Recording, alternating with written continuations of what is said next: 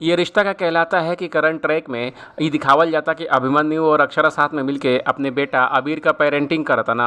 दोनों मिलके अभिनव के डेथ के सदमे से अबीर के उबरले का कोशिश करतना।